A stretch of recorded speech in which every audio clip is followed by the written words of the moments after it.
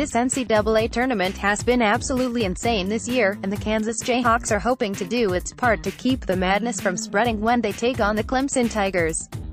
To help us figure out just how likely that is, I reached out to Shakin The Southland, the SB Nation site covering the Tigers. Jay Ingles was kind enough to answer a few questions for us. RCT, what were the expectations for this Clemson team coming into this year? Is a Sweet 16 appearance enough to make this season successful? STS, considering that the Tigers hadn't even qualified for the NCAA tournament since 2011, making the dance alone was enough to consider this season a success. Now, with two impressive performances behind them in the tournament, it has become one of the best seasons in Clemson's basketball history. The irony is that last season was supposed to be the year it finally came together for Brad Brownell, but between an incredible number of painfully close losses and perhaps a lack of total buy-in from some players, it just didn't materialize the way we hoped. That led to scaled-back expectations for this season despite a decent amount of talent returning, with the media picking the Tigers 13th out of 15 teams in the ACC and our STS Brain Trust considering us perhaps a bubble team at best. But this team has been consistent all season, even in the wake of losing its most well-rounded player in Dante Grantham 2 months ago. They finished tied for third in the ACC and racked up a number of good wins, not succumbing to a late-season collapse as they have done more than once. This run has been special and rewarding for Clemson basketball hards like myself, yes, they exist, who have suffered through the struggles of the Brownell era and under past coaches. So, yes, this season can only be considered a resounding success and will hopefully be something the program can build on. RCT, Clemson completely destroyed Auburn in the last round, at one point leading by more than 40 points. How much of that performance can Clemson really count on going forward against Kansas?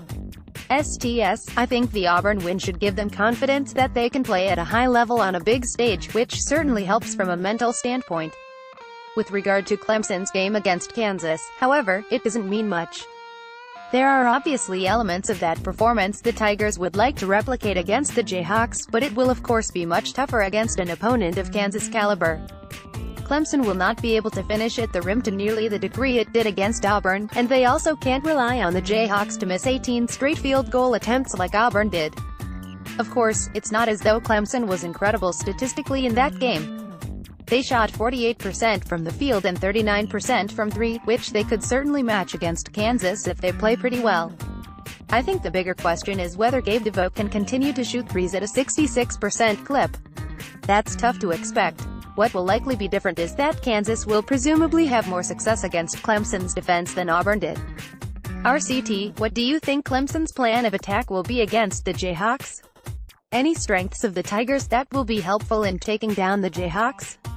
STS, Clemson is 7th in the nation in adjusted defensive efficiency, so I think Kansas may have a tougher time than usual getting open looks or easy baskets. That said, the Jayhawks are elite offensively, so it will probably be more of the Tigers trying to mitigate their potency on offense rather than the kind of defensive shutdown they put on Auburn. They will have their hands full with Graham, Newman, Mike Hiley, et al., and will have to do what they can to keep them from getting in rhythm.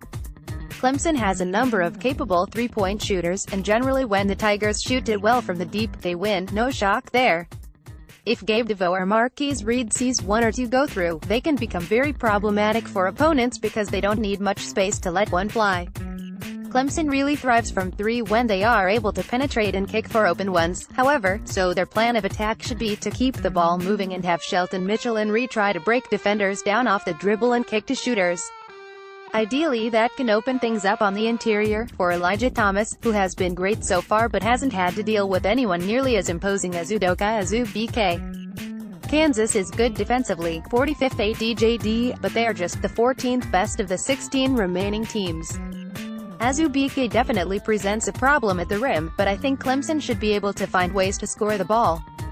RCT, what are the weaknesses of this Clemson team, and how well do you think who will be able to exploit them? STS, my number one concern for Clemson in this game is post depth, particularly on the defensive end. Thomas had an all-ACC caliber year defensively, but he is prone to foul trouble. I think Thomas can hold his own with Azubuike, but if the Tigers have to dive into the bench for long stretches of the game to try to deal with his offensive presence, it could spell disaster. I have to believe Clemson would prefer to make SUBK beat them at the free throw line when Thomas is not in the game, so I wouldn't be shocked to see them err on the side of putting him there anytime he gains a positional advantage inside. Kansas' offensive prowess is also worrisome. They can still beat you if you are able to hold one or even two guys in check. Clemson has one of its best offensive teams in recent memory, but they do not want to get in a shootout with the Jayhawks by any stretch. If this game gets into the high 70s or the 80s, the Tigers are going to have trouble keeping up. They would prefer it in the low 70s and would be thrilled with a game in the 60s. That would be indicative of a pace they are